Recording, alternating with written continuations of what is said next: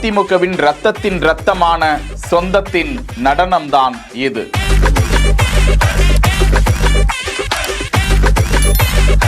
மூத்த நிர்வாகி ஒருவரின் நெகிழ்ச்சி ஊட்டும் நடனம்.